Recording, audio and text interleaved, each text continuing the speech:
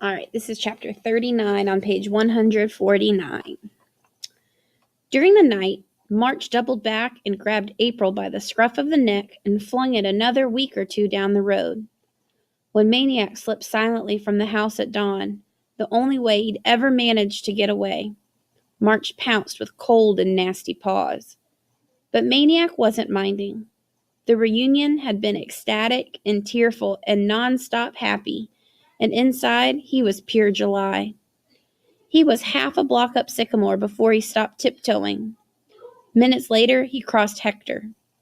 The streets were dry. An occasional scrap of chewed rawhide was all that remained of the worms. Hours later, Russell and Piper spotted him 3 blocks off. "Maniac, you're alive! We thought they got you. We thought they slit your throat. We thought they strangled you and pulled your tongue off. We thought they chopped your head off and boiled you. Yeah, and boiled you. And drunk your blood. Yeah, and drunk your brains. Yeah, you don't drink brains, you moron meatball. Yeah, you do. Brains are like milkshakes, little Dairy Queen. You can't drink them with a straw. You can hear them sloshing if you shake your head hard enough. Listen. Hey, get off my head. Hey, help!" They were off and running. Maniac couldn't help laughing. In spite of their twisted, ludicrous impressions of EastEnders, the concern and the tears in their eyes had been genuine. They had really missed him. They had really been afraid for him. 2 houses away, he could hear the thump, almost feel it, and Father George McNabb's voice. "Lay 'em down easy," I said. "Easy!" Followed by son John. "This easy enough?" Thump! Followed by a string of curses from George McNabb that fried the cold morning like an egg. The living room was hazy with dust. At the back end of the dining room, they were bringing in the cinder blocks. George and John and a handful of cobras, lugging and grunting them in from the backyard and dumping them onto the floor. Thump! Thump! "Hey, kid!" George McNabb was pointing through the haze. 3 months and he still didn't know his tenant's name. "Get your lily hide over here. Start lugging these." Maniac waved. "Later, gotta go." He shut the door and headed up the street. So they were really doing it. He had heard them planning it for weeks, making drawings, buying or stealing cement, trowels, a level. A pillbox, they called it. Once it was done, they'd be ready. Let the revolt begin. Let the rebels, as they called the EastEnders, come. Let 'em bust through the newly installed bars over the plywood on the windows. Let 'em bust through the steel door. They'll find themselves staring down the barrel of a little surprise. They squabbled over what the surprise should be. A Uzi? AK-47? Bazooka? "Why?" Maniac had asked Giant John one day. "Why what? Why are you doing all this?" "To get ready. What else?" "Well, what do you think is going to happen?"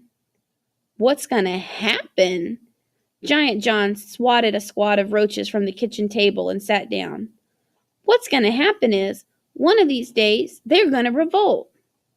"Who says?" "Who cares who says? You think they're going to make an announcement?" Maniac tried to picture Amanda and Hester and Lester and Bow Wow storming the barricades. "When's all this supposed to happen?" John shrugged. "You never know. Maybe this summer." He jumped up, grabbed a beer from the fridge, flipped it open. "They like to revolt in the summer. Makes 'em itchy. They like to overrun the cities. And this time, we'll be ready." And he told Maniac what he often imagined, lying in bed. The black sweeping across Hector, one dreaming summer night. Torches, chains, blades, guns, war cries, martyring, looting, overrunning the West End, climbing in through smashed windows, doors, looking for whites, bloodthirsty for whites, like Indians in the old days, Indians on a raid. "That's what they are," Giant John nodded thoughtfully. "Today's Indians." The cockroach strolling up his pant leg wasn't the only thing making Maniac feel crawly. He shook off the roach. He moved to the center of the kitchen to surround himself with as much space as possible. But other people, he said, I don't hear them talking about revolts. Nobody else wants to make a pillbox. Giant John tilted the last of the beer into his mouth. Maybe when we do, he grinned, they will. That had been weeks before, and now the pillbox was underway, no longer an idea in the backyard, but a reality in the dining room. Now there was no room that Maniac could stand in the middle of and feel clean. Now there was something else in that house, and it smelled worse than the garbage and the turds. All right, so now you guys need to stop and reflect. Why do you think that Giant John and his family think that the black families are going to revolt? And do you think it's possible for Maniac to change his mind?